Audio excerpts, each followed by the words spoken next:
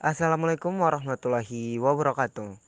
Perkenalkan, nama saya Fitra Syaputra, NIM C280, dan teman kelompok saya, Risna Chandra Rinanda, NIM C217, Laksamana Rafal Nathan, NIM C228, Seprian Ditobing, NIM C230, Eljan Maira, C235, Raudo Sani, C237, Ana Kamila, C240, Dava Raffiandra, C254, Yosepin Gita, C267, dan Alisha Noveriska, C294.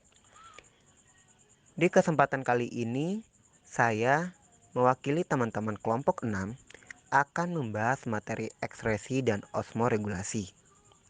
Namun sebelum itu, saya ingin menyampaikan ucapan terima kasih kepada kakak pembimbing kami, Kak Sisi, beserta kakak-kakak asisten praktikum iktologi fungsional 2020 yang telah membimbing kami dalam menyelesaikan laporan berkaitan dengan materi ekspresi dan osmoregulasi. Untuk itu, langsung saja untuk pembahasan. Untuk mengawali diskusi kita hari ini, alangkah lebih baiknya kita mengenal apa itu ikan. Ikan merupakan hewan vertebrata yang berdarah dingin yang memiliki mekanisme fisiologi untuk menunjang kehidupannya, terutama adaptasi dalam perairan. Lalu beberapa organ membantunya seperti insang untuk pernapasan, mengambil oksigen dari lingkungan, dan ada sirip untuk membantu berenang. Lalu ada beberapa sistem yang menunjang juga untuk adaptasi ikan.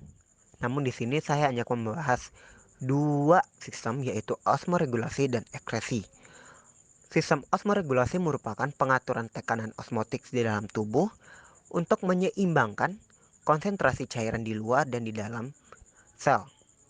Lalu ada sistem pengeluaran yang lebih dikenal dengan sistem ekskresi atau urinaria, merupakan proses pengeluaran zat-zat sisa metabolisme yang tidak dibutuhkan oleh tubuh dan memungkinkan zat-zat sisa ini membahayakan untuk kehidupan ikan.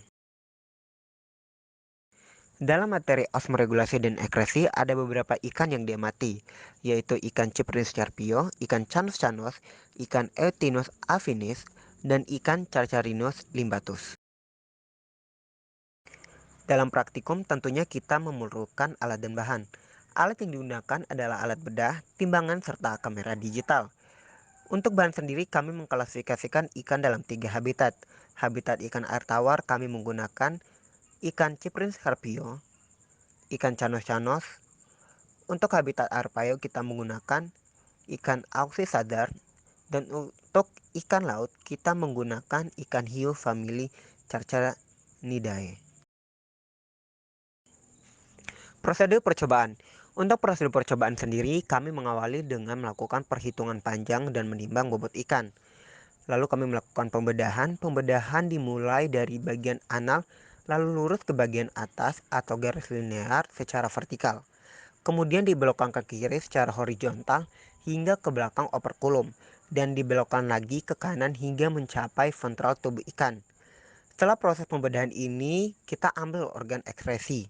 Organ ekskresi berupa insang dan ginjal. Kemudian organ ini kita keluarkan atau pisahkan dari tubuh ikan. Ginjal kemudian diukur panjang dan volumenya. Lalu ikan amatan utuh dan organ-organ ekskresi kemudian digambar dan diamati mengenai keberadaan glomerulusnya. Setelah melakukan prosedur percobaan, kami melakukan analisis untuk mendapatkan hasil.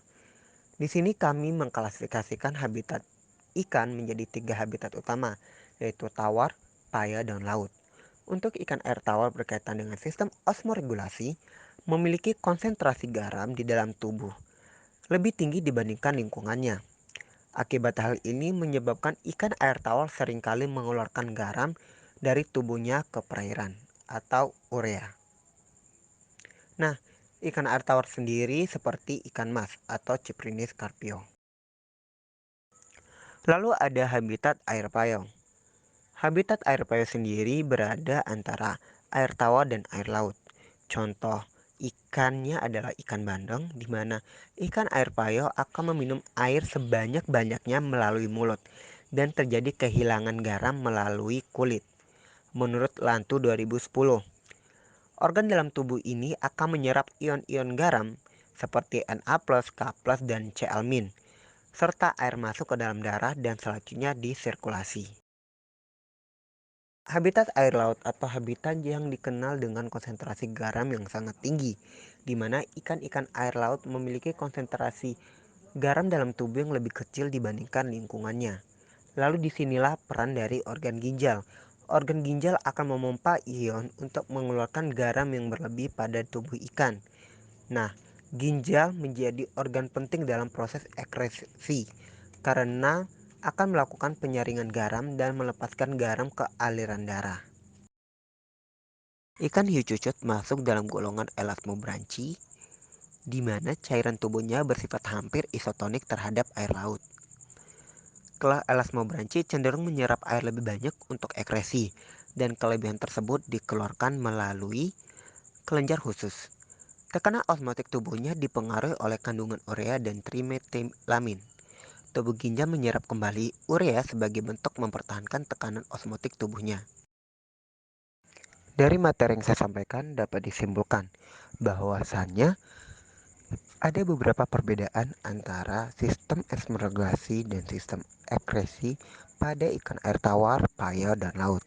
Perbedaan yang nyata dapat dilihat dari ukuran ginjal, di mana ikan air laut memiliki ukuran ginjal yang lebih besar dibandingkan air tawar dan ikan air payau.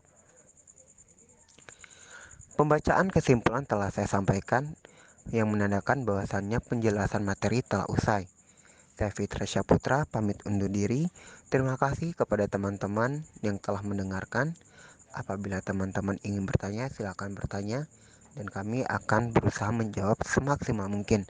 Terima kasih dan salam sejahtera untuk kalian semua.